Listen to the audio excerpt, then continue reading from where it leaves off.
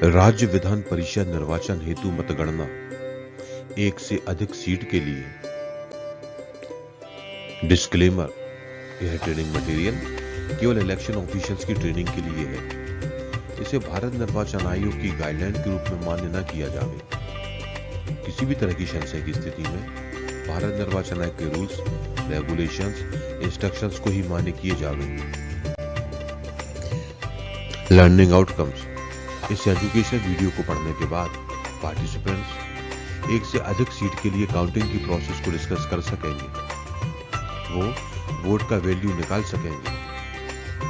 कोटा किस तरह से पता लगाना है उसको जान सकेंगे। एक्सक्लूडेड कैंडिडेट्स के वोट का डिस्ट्रीब्यूशन कैसे होना है उसको जान सकेंगे। इसके अलावा रीकाउंटिंग के संबंध में आयोग के दिशा निर्देशों को एक्सप्लेन कर सकेंगे। Counting of votes. एक सीट भरने के लिए मतों की गणना की प्रक्रिया उस प्रक्रिया से भिन्न है जब एक से अधिक सीटों के लिए निर्वाचन होना हो। प्रथम गणना में प्रत्येक वैध मतपत्र का मान 100 के रूप में माना जाएगा और इसे मूल मत कहा जाएगा। उदाहरण के लिए 283 वैध मतपत्र के लिए मतों का कुल मूल्य 283 क्रॉस 100 यानी कि 28300 होगा। एग्जाम्पल के तौर पे हम मान के चलते हैं कि यदि निर्वाचन 6 सीटों के लिए होना है, एक वोट का मूल्य 100 है, तो यदि 283 वोट कास्ट हुए हैं तो वोटों का टोटल मूल्य होगा 28300। उदाहरण के लिए अभ्यर्थी ए के लिए यदि पार्सल में प्रथम वरीयता वाले 45 वैध मतपत्र हैं तो अभ्यर्थी ए द्वारा प्राप्त कुल मूल्य होंगे 45 × 100 यानी कि 4500। सभी वैध मतों का कुल मान और प्रत्येक अभ्यर्थी द्वारा प्राप्त मतों का मान फॉर्म 23B में लिखा जाएगा, जो कि आप स्क्रीन पे देख रहे हैं। The Kota for return of candidate. किसी अभ्यर्थी को निर्वाचित घोषित करने के लिए आवश्यक वैध मतों की न्यूनतम संख्या को कोटा कहा जाता है। कोटे की गणना भरी जाने वाली सीटों की संख्या पर निर्भर करती है। तो कोटे का फॉर्मूला होगा total number of valid votes divided by number of vacancies to be filled plus 1 then plus 1। Reminder को इग्नोर किया जाएगा। तो यदि टोटल वैलिड वोट्स है 283, इनवैलिड वोट्स का मूल होगा 283 क्रॉस 100 यानी कि 28300। कुल सीटें हैं 6, तो कोटा होगा 28300 डिवाइडेड बाय 6 + 1 देन 1। तो ये निकल के आता है 4043। यहाँ पे रिमाइंडर को इग्नोर करना होगा। यदि किसी कैंडिडेट को निर्धारित कोटे के बराबर या उससे अधिक मत प्राप्त हुए हैं तो ऐसे अभ्यर्थी को प्रथम गणना में ही निर्वाचित घोषित कर दिया जाएगा। तो कैंडिडेट को निर्वाचित घोषित किया जाएगा जब उसने कुल वोट कोटा के बराबर या कोटा से अधिक प्राप्त कर लिए हो। यदि किसी भी कैंडिडेट को प्रथम गणना इस कारण से निर्वाचित घोषित नहीं किया जाता है कि किसी भी अभ्यर्थी ने निर्वाचन हेतु निर्धारित कोटा प्राप्त नहीं किया है, तो आगे की गणना इस तरह से होगी। जिस अभ्यर्थी को प्रथम गणना में सबसे कम मत प्राप्त हुए हो उसे मतगणना से बाहर कर दिया जाएगा। बाहर किए गए कैंडिडेट के पार्सल में सभी मतपत्रों की दोबारा जांच की जाएगी। ऐसे प्रत्येक मतपत्र पर अंकित दूसरी वरीयता को देखा जाएगा। सभी मतपत्र जिन पर दूसरी वरीयता अंकित नहीं की गई है या निर्धारित तरीके से वैध रूप से अंकित नहीं की गई है, उन्हें अस्वीकृत कर दिया जाएगा और आगे की गणना में शामिल नहीं करेंगे। मतों को छीड़ या अस्वीकृत समझा जाएगा जब 2 या 2 से अधिक कैंडिडेट के नाम के आगे एक समान वरीयता अंकित हो। उदाहरण के लिए दूसरे राउंड की गणना हेतु 2 या 2 से अधिक कैंडिडेट के लिए अंकों में 2 लिखा हो। किसी भी कैंडिडेट के लिए मतपत्र पर कुछ अन्य अंक अंकित हो, यानी कि दूसरे राउंड के लिए अंक 2 के स्थान पर 3 या 4 इत्यादि अंकित हो।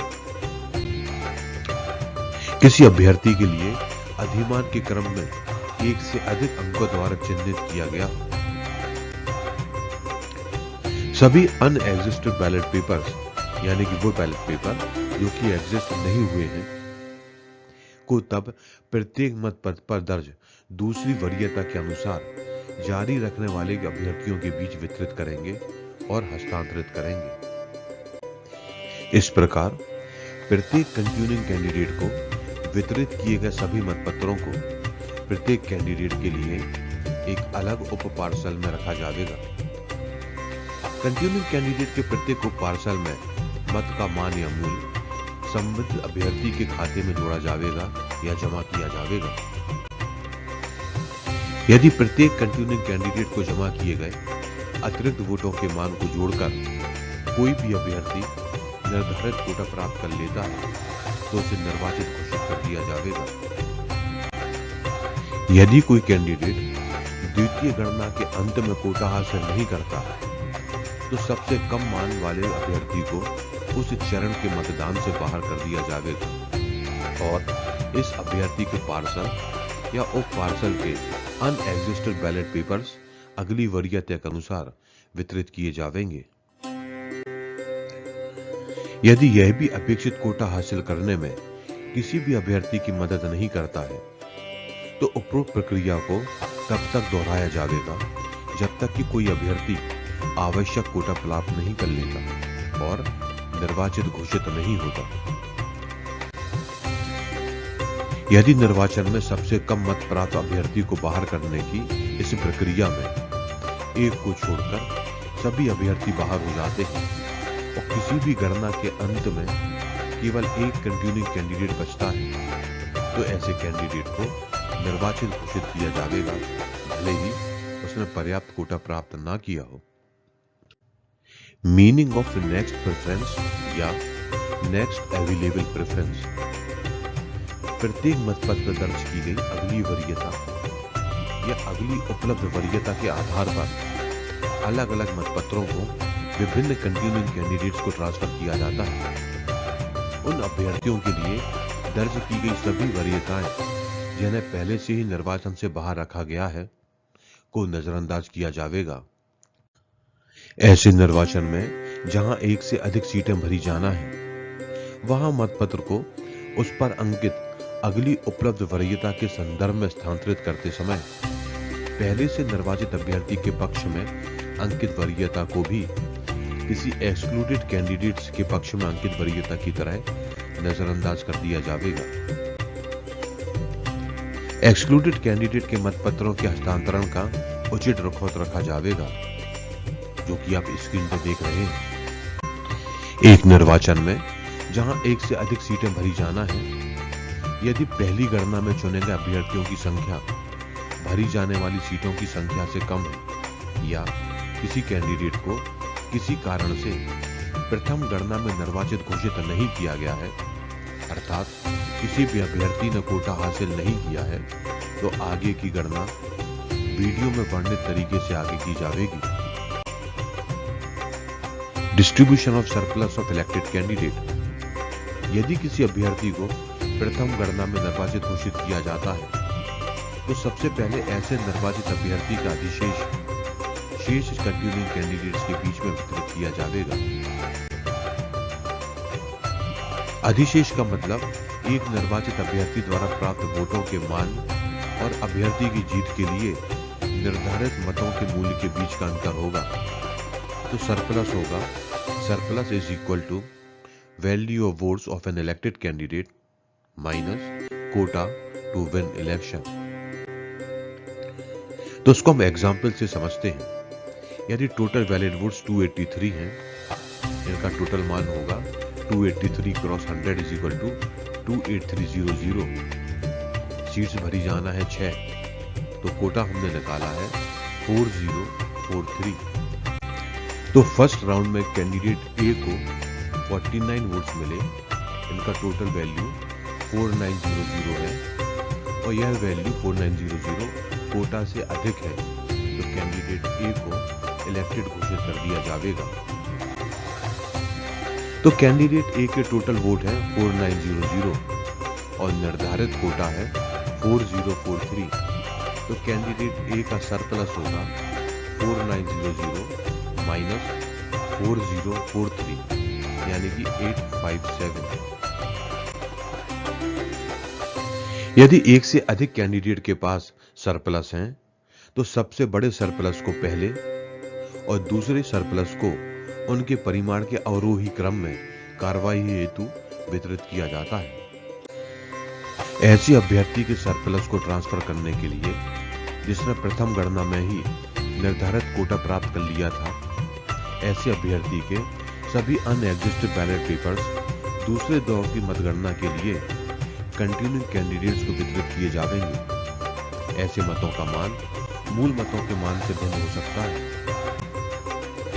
प्रथम राउंड के बाद मतगणना के अन्य राउंड में यदि कोई कैंडिडेट ट्रांसफर मत प्राप्त करने के बाद कोटा हासिल कर लेता है तो ऐसे कैंडिडेट के अंतिम उप पार्सल में केवल अनएग्जिस्टेड वोट्स को शेष अभ्यर्थियों के बीच में वितरित किया जाएगा। जहां प्रथम गणना के परिणाम स्वरूप वितरण के लिए एक से अधिक सरप्लस है और दो से अधिक सरप्लस बराबर है तो रिटर्निंग ऑफिसर लॉट द्वारा तय करेंगे कि कौन से कैंडिडेट के सरप्लस को पहले वितरित किया जाएगा। हालांकि इस तरह के समान सरप्लस दूसरे या उसके बाद की गणना के बाद वितरित किए जाने हैं तो प्रत्येक कैंडिडेट के मूल मतों को ध्यान में रखा जाएगा और जिस अभ्यर्थी के सबसे ज्यादा मूल मत होते हैं उसका सरप्लस सबसे पहले वितरित किया जाएगा।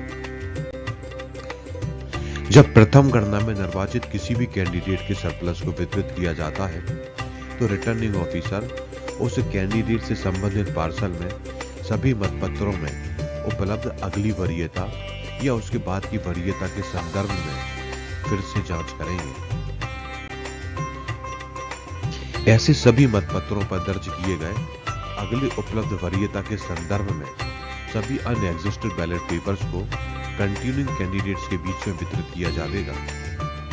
किसी अभ्यर्थी को सभी वितरित और ट्रांसफर बैलेट पेपर्स को उस अभ्यर्थी के लिए एक अलग उप पार्सल में रखा जाएगा। New value of transferred ballot paper. ऐसे स्थानांतरित मतपत्रों का मान मूल मान के बराबर ना होकर प्रत्येक ऐसे बैलेट पेपर का नया मान होगा। जो न्यू वैल्यू ऑफ वोट होगा surplus value of votes divided by total number of unexhausted ballot papers. यदि किसी ट्रांसफर बैलेट पेपर का नया मान ज्ञात किया जाता है तो उस बैलेट पेपर के मान से अधिक होता है जो निर्वाचित अभ्यर्थी द्वारा प्राप्त किया गया था तो ऐसे मतपत्र का नया मान तब भी अपने पिछले मान के बराबर ही माना जाएगा। ट्रांसफर बैलेट पेपर का नया मान किसी भी स्थिति में उस मान से अधिक नहीं होगा जो उस अभ्यर्थी ने प्राप्त किया हो जिसका सरप्लस वितरित किया गया है। उदाहरण के लिए यदि वितरित किए जाने वाला अधिशेष 157 है और यदि अनएग्जिस्टेड बैलेट पेपर 1 है तो ट्रांसफर बैलेट पेपर का नया मान भी 100 ही होगा, अर्थात यह अंतरित किए जाने वाले मूल मत का मान होगा। एक कंटिन्यूइंग कैंडिडेट को ट्रांसफर प्रत्येक उप पार्सल में मतपत्रों का कुल मान उस अभ्यर्थी को दिया जाएगा और प्रत्येक निर्वाचित अभ्यर्थी के अधिशेष के हस्तांतरण के बाद निर्वाचन का परिणाम निश्चित किया जाएगा। यदि सरप्लस के ट्रांसफर के परिणाम स्वरूप किसी भी अभ्यर्थी के वोटों का मान आवश्यक कोटा से अधिक हो जाता है तो उसे निर्वाचित घोषित किया जाएगा और उसे आगे कोई भी मत प्राप्त नहीं होगा। तो एग्जाम्पल के तौर पे हम समझते हैं टोटल वोट है 283, इनका मान है 28300, सीट्स भरी जाना है 6, तो निर्धारित कोटा निकाला 4043। कैंडिडेट ए को 49 वोट मिले जिनका टोटल वैल्यू 4900 है और कैंडिडेट ए को इलेक्टेड घोषित कर दिया गया है क्योंकि उसने निर्धारित कोटा 4043 प्राप्त कर लिया। अब चूंकि कैंडिडेट ए निर्वाचित घोषित हो चुका है, तो कैंडिडेट ए की ट्रे हटा दी जाएगी और अब कैंडिडेट ए के सरप्लस को वितरित किया जाएगा। इसके बाद कैंडिडेट ए को कोई भी मत नहीं मिलेगा और बाद की गणना में यदि कैंडिडेट ए के पक्ष में कोई वरीयता अंकित की गई है तो उस वरीयता को नजरअंदाज कर दिया जाएगा और मतपत्र पर अंकित अगली वरीयता को ध्यान में रखा जाएगा। तो total value of votes of candidate A है 4900, कोटा 4043। तो कैंडिडेट ए का सरप्लस हुआ 4900 माइनस 4043 यानी कि 857।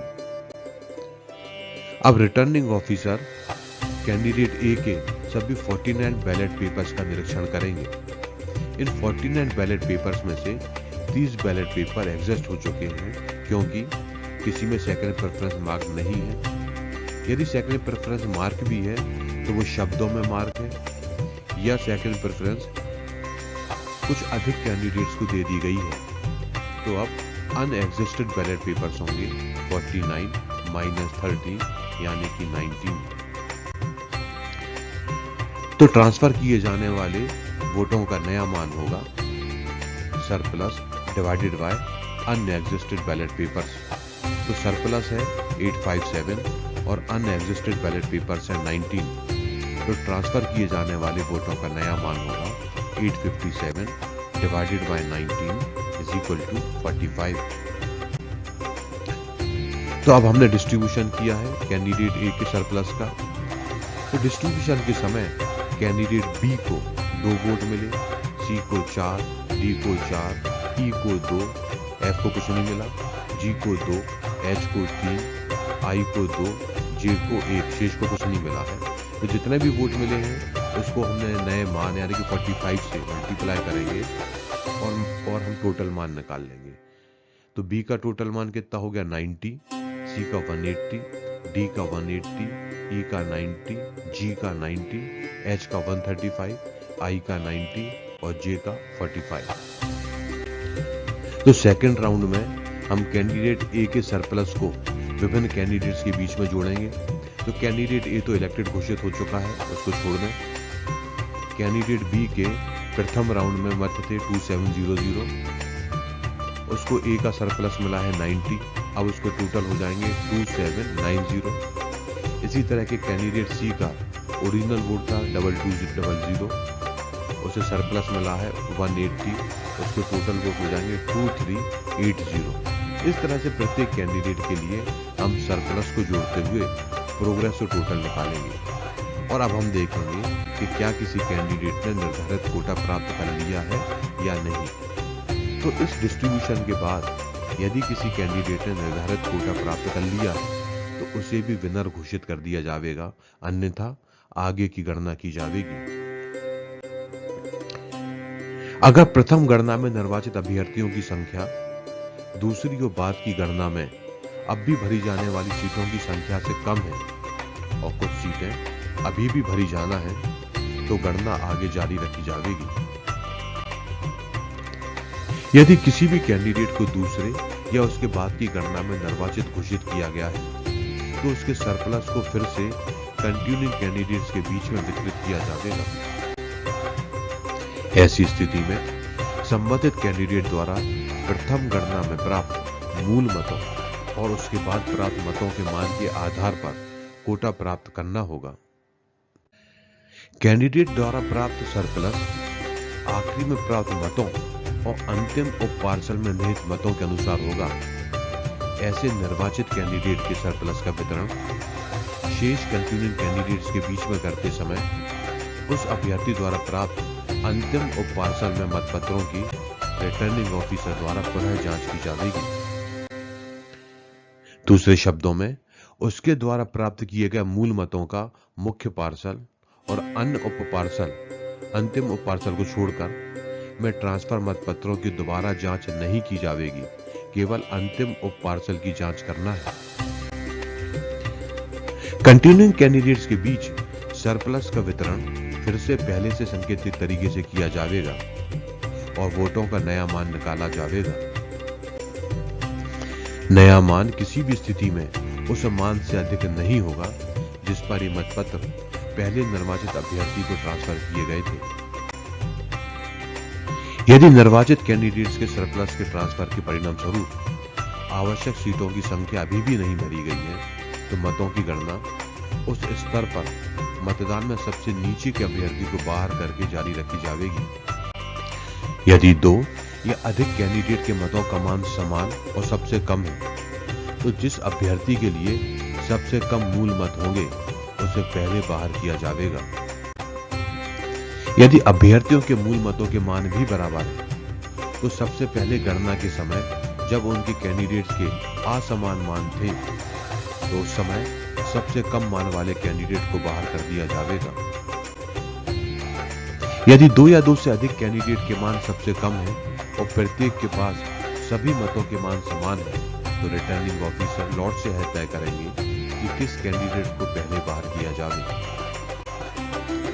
जब एक कैंडिडेट को इस तरह के बताए गए प्रक्रिया से बाहर किया जाता है, तो उसके सभी मतपत्रों का शेष उपलब्ध कैंडिडेट्स के बीच में अगली उपलब्ध वरीयता के अनुसार वितरित किया जाएगा। सबसे पहले उसके मूल मतपत्रों की फिर से जांच की जाएगी और एग्जस्टेड बैलेट पेपर्स को अनएग्जस्टेड बैलेट पेपर से अलग किया जाएगा। एग्जस्टेड बैलेट पेपर्स को एक अलग पैकेट में रखा जाएगा। ऐसे सभी बैलेट पेपर पर दर्ज अगले उपलब्ध वरीयता के अनुसार सभी अनएग्जस्टेड बैलेट पेपर्स को शेष कंटिन्यूइंग कैंडिडेट्स के बीच में ट्रांसफर किया जाएगा। इस तरह के ट्रांसफर के परिणाम स्वरूप एक कंटिन्यूइंग कैंडिडेट द्वारा प्राप्त सभी मतपत्र अलग अलग उप पार्सल में रखे जाएंगे। बाहर हुए कैंडिडेट के मूल मतों को वितरित किए जाने के बाद उसके द्वारा दूसरे या उसके बाद की गणना के माध्यम से प्राप्त मत आगे वितरित किए जाएंगे। इस प्रयोजन के लिए प्रत्येक उप पार्सल को उसी क्रम में अलग अलग एक के बाद एक लिया जाएगा जैसे यह उप पार्सल प्राप्त हुए हों। प्रत्येक उप पार्सल में अनएग्जस्टेड बैलेट पेपर्स को आगे दर्ज की गई प्राथमिकताओं के अनुसार शेष कंटिन्यूइंग कैंडिडेट्स के बीच में ट्रांसफर किया जाएगा।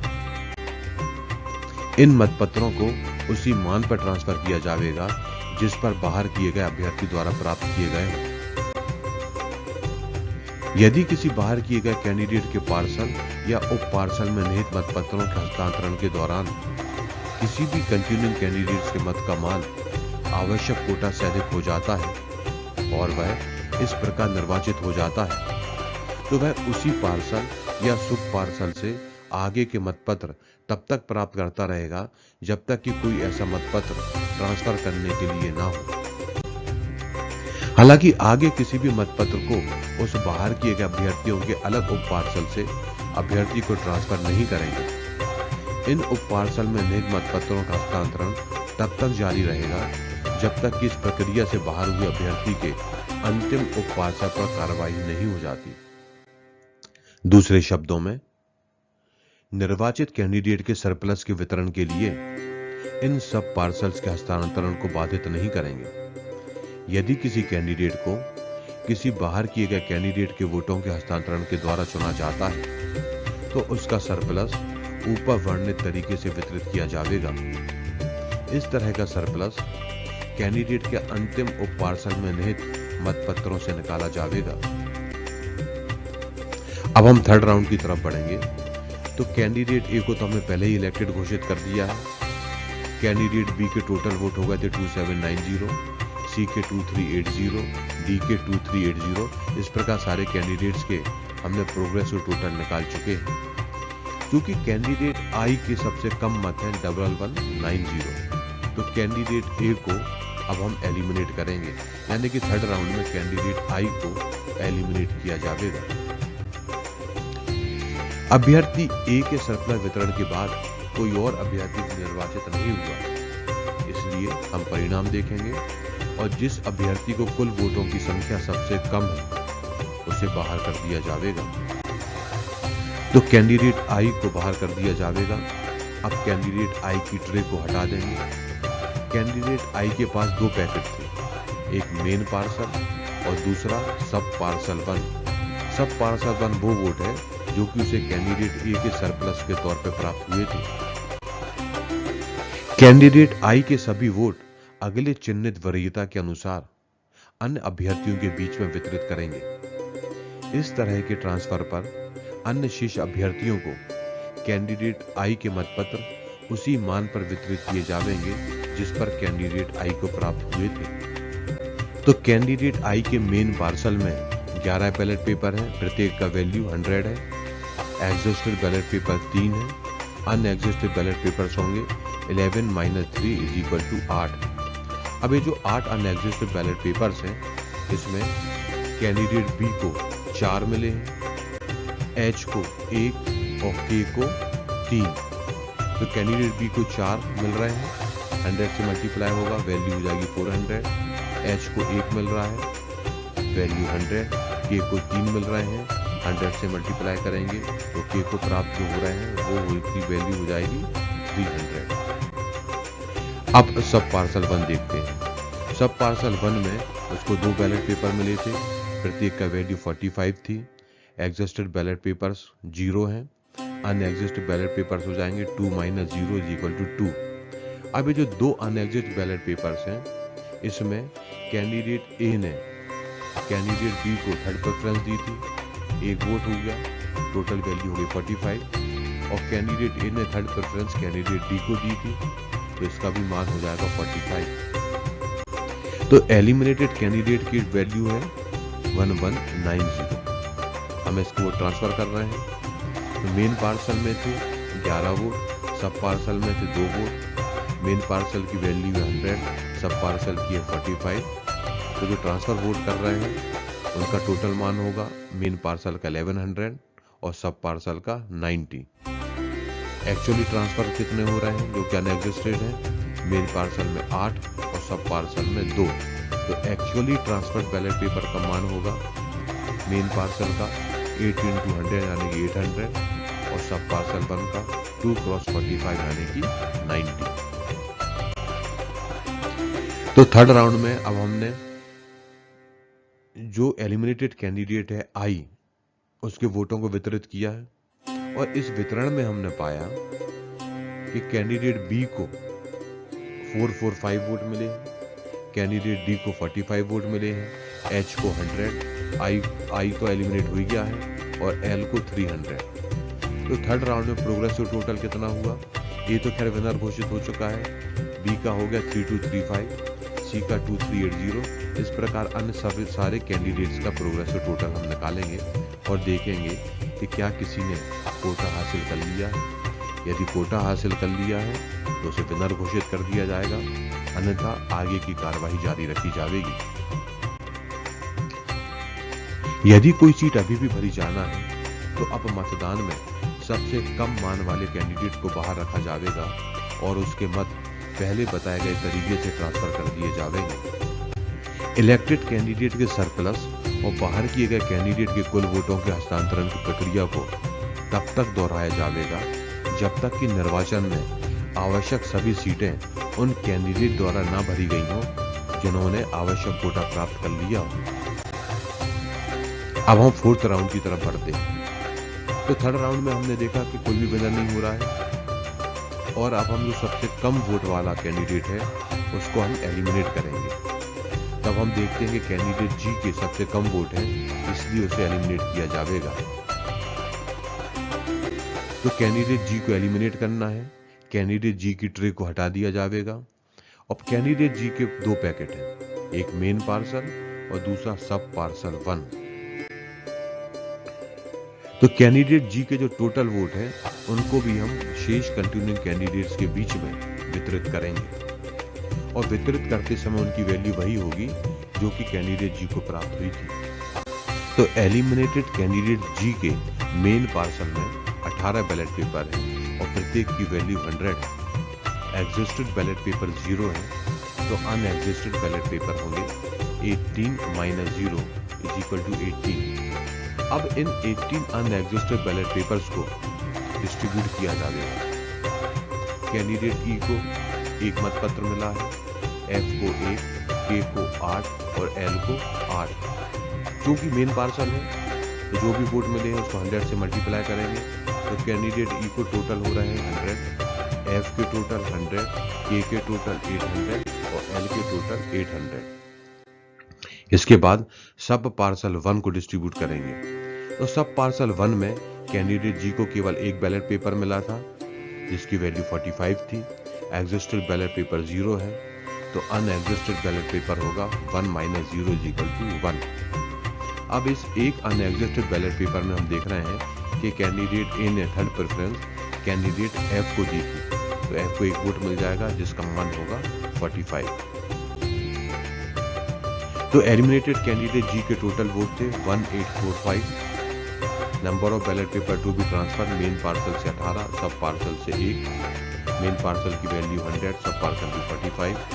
तो टोटल वोट ट्रांसफर हो रहे हैं, मेन पार्सल के हो जाएंगे 1800, सब पार्सल के 45।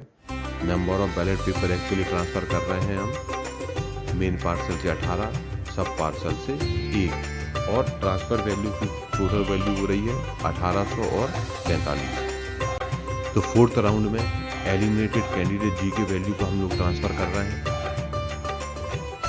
तो जो एलिमिनेटेड कैंडिडेट जी के हमने डिस्ट्रीब्यूट किए हैं वोट, यहाँ पे ई को मेन पार्सल के मिले हैं 100, एफ को मेन पार्सल से मिले हैं 100, सब पार्सल से मिले हैं 45, के को मेन पार्सल से 800 और एल को मेन पार्सल से 800।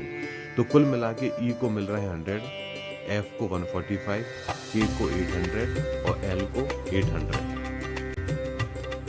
अब जी के जो वोट हमने डिस्ट्रीब्यूट किए थे उनका मान सारे कैंडिडेट्स के बीच में जिसको जैसे भी प्राप्त हुए हों जोड़ देंगे और प्रोग्रेस और टोटल हम निकाल लेंगे।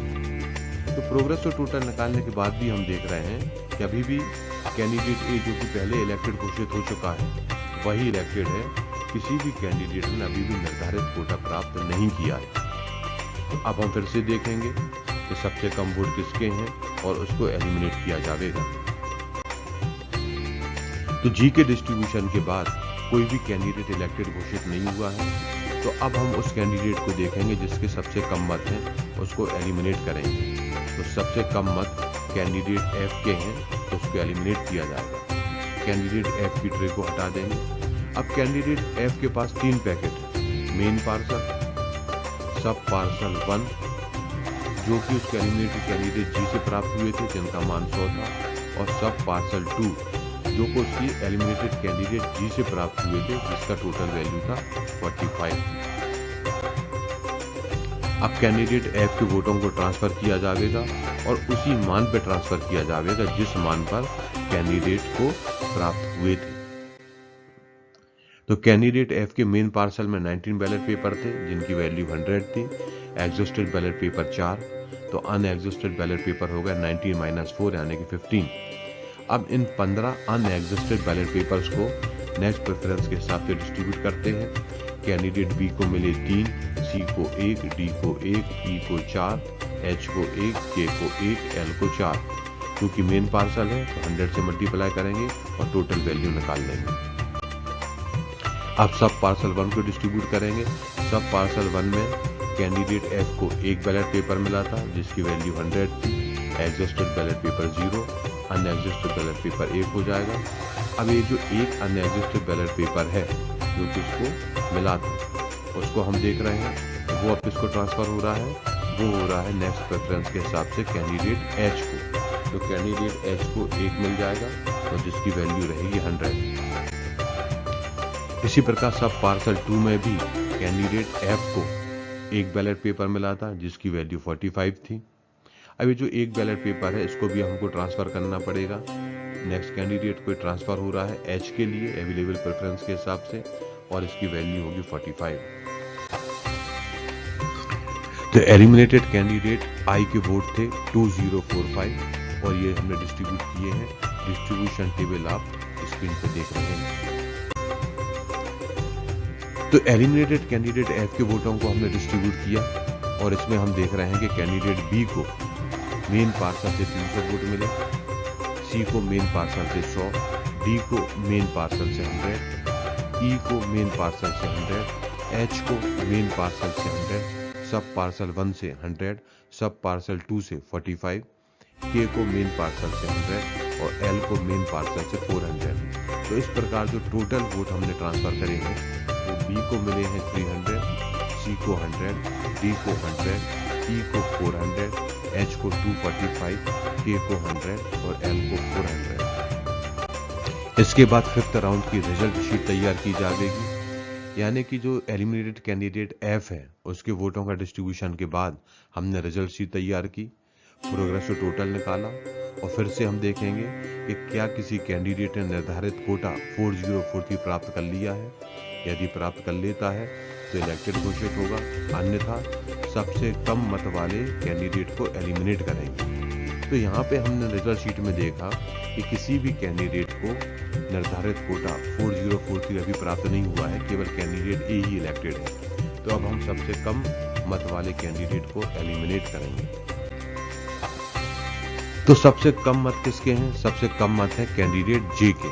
तो कैंडिडेट जे की ट्रे को हटाएंगे। कैंडिडेट जे के पास 2 पैकेट हैं, मेन पार्सल और सब पार्सल 1। कैंडिडेट जे का हम वोट डिस्ट्रीब्यूट करेंगे। मेन पार्सल में 23 बैलेट पेपर थे जिसकी वैल्यू 100 थी, एग्जिस्टेड बैलेट पेपर 4, तो अनएग्जिस्टेड बैलेट पेपर हो गए 23 - 4 यानी कि 19। अभी जो 19 बैलेट पेपर्स हैं इनकी नेक्स्ट प्रेफरेंस देखते हैं। तो बी को मिल रहे हैं 3, सी को 2, डी को 2, एच को 2, के को 7, एल को 3।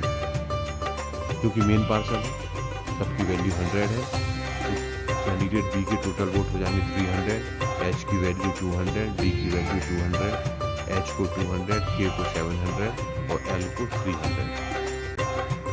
अब सब पार्सल 1 को हमें करना है डिस्ट्रीब्यूट। उसमें केवल 1 बैलेट पेपर मिला था क्योंकि सब पार्सल 1 की वैल्यू 45 थी, तो वो 45 रहेगा।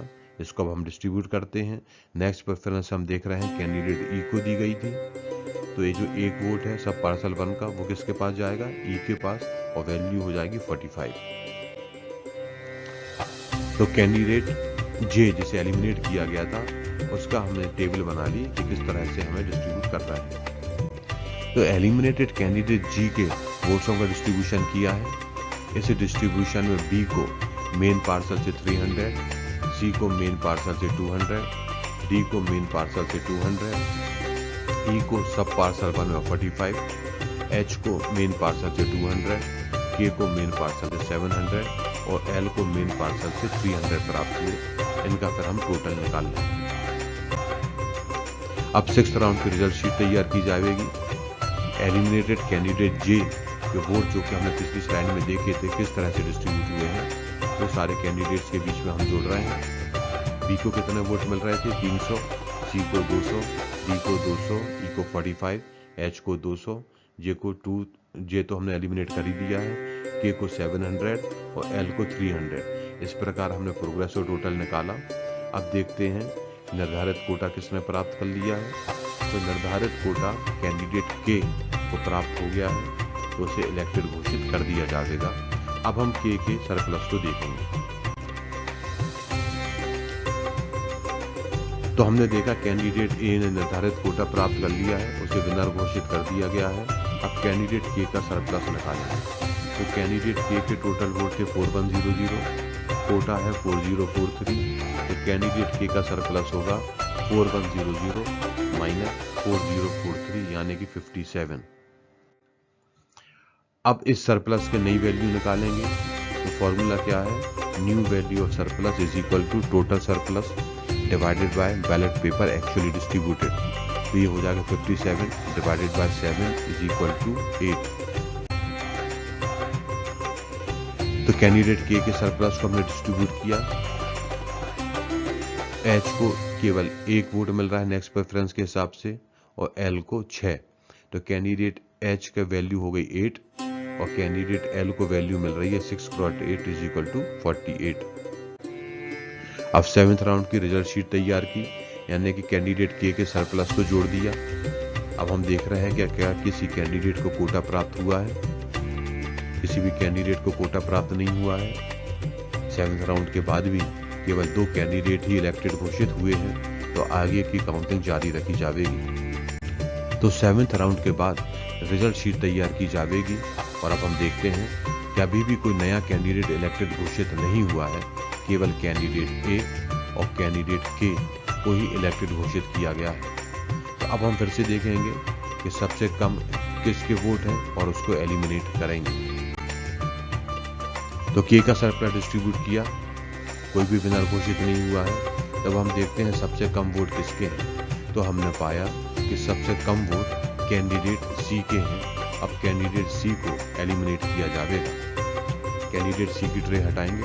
कैंडिडेट सी के पास 4 पैकेट हैं, मेन पार्सल, सब पार्सल 1, सब पार्सल 2 और सब पार्सल 3।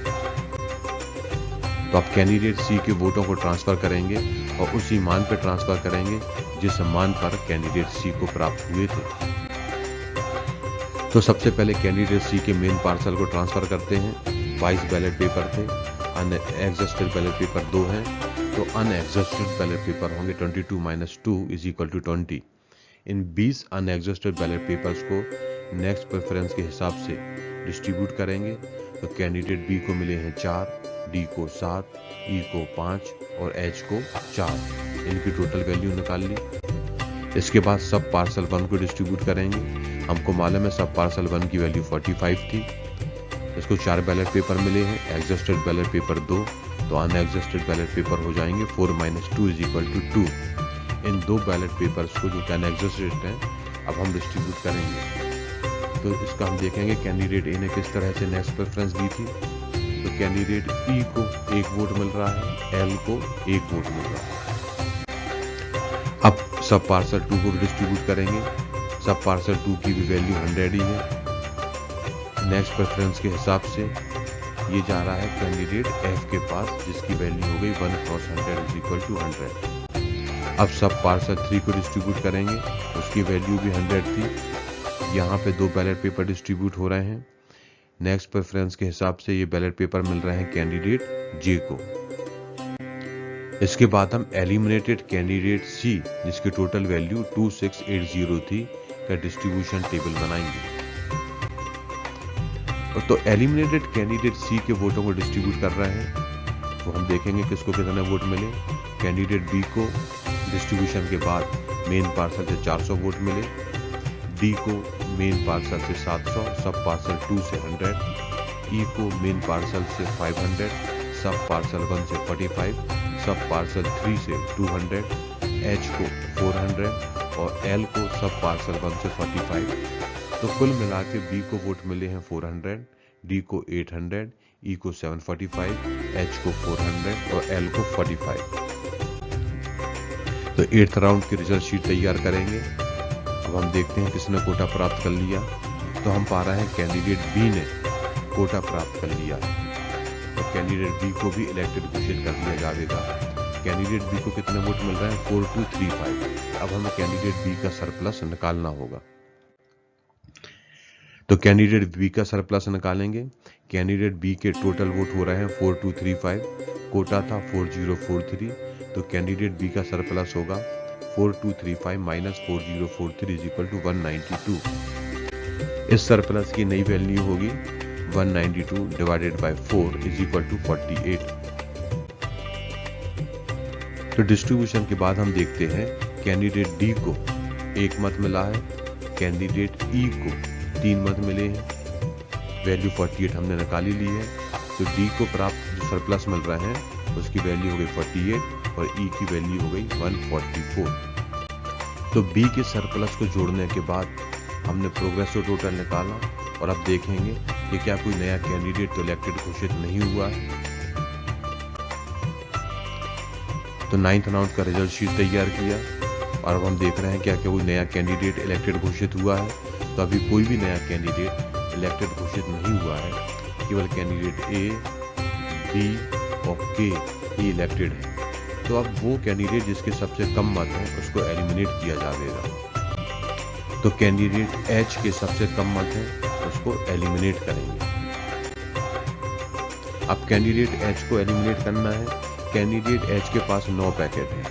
पहला तो है मेन पार्सल, फिर सब पार्सल 1 2 3 4 5 6 7 8, इतने सारे सब पार्सल बन गए हैं उसके। तो कैंडिडेट एच के वोटों को हम ट्रांसफर करेंगे और उसी वैल्यू पे ट्रांसफर करेंगे जिस वैल्यू पे कैंडिडेट एच को प्राप्त हुए थे। तो कैंडिडेट एच का मेन पार्सल में 23 बैलेट पेपर्स थे, exhausted ballot paper 9, unexhausted ballot paper हो गए 23 माइनस 9 इज इक्वल टू 14। इन 14 अनएग्जिस्टेड बैलेट पेपर्स को नेक्स्ट अवेलेबल प्रेफरेंस के हिसाब से डिस्ट्रीब्यूट करेंगे। तो यहाँ पे हम देखते हैं कैंडिडेट डी को मिले 4, ई को 7, एल को 4, प्रत्येक की वैल्यू 100 है, तो टोटल वैल्यू हमने निकाली। अब इस मेन पार्सल के डिस्ट्रीब्यूशन के बाद हम देखेंगे कि क्या किन्हीं कैंडिडेट्स ने निर्धारित कोटा प्राप्त कर लिया है। तो हम देखते हैं कि कैंडिडेट ई और कैंडिडेट एल को निर्धारित कोटा मिल गया है, यानी कि उनको इलेक्टेड घोषित कर दिया जाएगा। इसके बाद रिटर्निंग ऑफिसर जो है नेक्स्ट सब पार्सल को डिस्ट्रीब्यूट करेंगे, लेकिन इन कैंडिडेट्स को वोट नहीं देंगे। तो सब पार्सल 1 को डिस्ट्रीब्यूट किया जाएगा, इसमें 3 बैलेट पेपर्स हैं जिनकी वैल्यू 45 है। तो यहाँ डिस्ट्रीब्यूशन में हम देख रहे हैं कि कैंडिडेट डी को 1 वोट मिल गया। सब पार्सल 2 वैल्यू थी 100, कैंडिडेट डी को 1 वोट मिला। तो अब इसके बाद भी देखते हैं कौन जीता। तो कैंडिडेट डी ने निर्धारित कोटा प्राप्त कर लिया है, उसको इलेक्टेड घोषित कर दिया जाएगा। अब केवल 3 सीटें बची हैं। तो हमने कैंडिडेट एच को एलिमिनेट किया। टोटल वोट कितने थे? 3388। तो इसकी एक हमने टेबल बना ली जो कि आप स्क्रीन पे देख रहे हैं। अब एलिमिनेटेड कैंडिडेट एच के वोटों का हमने डिस्ट्रीब्यूशन किया है। तो कुल मिला के डी के हो रहे हैं 5454, ई के 700 और एल के 300। तो एलिमिनेटेड कैंडिडेट एच के वोटों के डिस्ट्रीब्यूशन के दौरान अब हमने पा लिया कि 6 सीटों के लिए चुनाव करा रहे थे और 6 सीटें ही भर गई हैं। तो यहाँ पे हम देखते हैं कि कैंडिडेट ए, बी, डी, ई, के और एल ने निर्धारित कोटा प्राप्त कर लिया है और उनको विनर घोषित कर दिया जाएगा। किसी भी गणना के अंत में बचे हुए कैंडिडेट की संख्या रिक्त पदों की संख्या के बराबर हो जाती है, तो ऐसे सभी कंटिन्यूइंग कैंडिडेट्स को आवश्यक कोटा प्राप्त नहीं होने पर भी निर्वाचित घोषित किया जाएगा। जब किसी भी गणना के अंत में केवल एक रिक्त सीट रह जाती है और किसी कैंडिडेट के मतपत्रों का मान अन्य सभी कंटिन्यूइंग कैंडिडेट के मतपत्रों के कुल मान व उस स्तर तक निर्वाचित कैंडिडेट के किसी भी सरप्लस के साथ स्थानांतरण मान से अधिक होता है, तो उस कैंडिडेट को निर्वाचित घोषित किया जाएगा।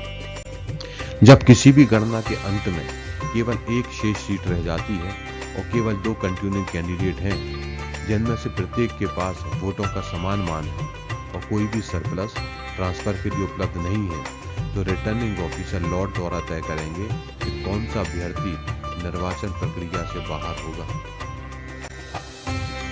एक अभ्यर्थी को ड्रॉ के द्वारा बाहर करने के बाद दूसरे अभ्यर्थी को निर्वाचित घोषित कर दिया जाएगा। बैलेट पेपर को पार्सल और विभिन्न उप पार्सल में सावधानी से रखा जाएगा। पार्सल और सब पार्सल में मतपत्र रखने के लिए उपयुक्त आकार के लिफाफों का उपयोग किया जाएगा। प्रत्येक पार्सल और सब पार्सल पर मतपत्रों की संख्या और उसमें निहित प्रत्येक मतपत्र के मान को लिखना होगा। सभी उप पार्सल क्रमिक रूप से उप पार्सल नंबर 1 से शुरू होने चाहिए। प्रत्येक कैंडिडेट के मतपत्रों पर कार्रवाई करने के लिए एक अलग गणना सहायक रहेगा। गणना सहायक को निरंतर क्रम में पार्सल और सब पार्सल की तैयारी और रखरखाव के लिए जिम्मेदार रहना होगा। इस प्रायोजन के लिए गणना सहायक को उनके प्रभार के अभ्यर्थी के पार्सल और उप पार्सल के लिए उपयुक्त आकार की ट्रे दी जाएगी। किसी प्रत्याशी के मतपत्रों के प्रभारी मतगणना सहायक को प्रत्येक ट्रांसफर पर संबंधित प्रत्याशी द्वारा प्राप्त मतों का एक सही लेखा जोखा रखना होगा जब वह विभिन्न सब पार्सल तैयार कर रहा हो। ऐसा अकाउंट स्क्रीन पर दिखाए गए विवरण के अनुसार तैयार किया जाएगा। प्रत्येक स्तर पर कैंडिडेट द्वारा प्राप्त मतों के खाते की सटीक और अद्यतित तैयारी विभिन्न कंटिन्यूइंग कैंडिडेट की प्रगति पर नजर रखने में भी मदद करेगी, जो आवश्यक कोटा तक पहुंचने वाले हैं या मतदान में कम है और बाहर होने वाले हैं। निर्वाचित अभ्यर्थियों के अधिशेष वोटों या बाहर किए गए कैंडिडेट के कुल वोटों के वितरण और हस्तांतरण के दौरान रिटर्निंग ऑफिसर को एक कैंडिडेट से दूसरे कैंडिडेट के लिए अनएग्जॉस्टेड बैलेट पेपर्स को ट्रांसफर करना होता है। इस प्रक्रिया में कई मतपत्र एग्जॉस्ट हो जाते हैं। मतों के उचित और सटीक हस्तांतरण के लिए ट्रांसफर पत्रक तैयार किए जाएंगे। निर्वाचित अभ्यर्थी के सरप्लस वोटों का विवरण होगा और बाहर किए गए अभ्यर्थियों के सभी वोटों का ट्रांसफर भी होगा। इसका की सैंपल आप स्क्रीन पे देख रहे हैं।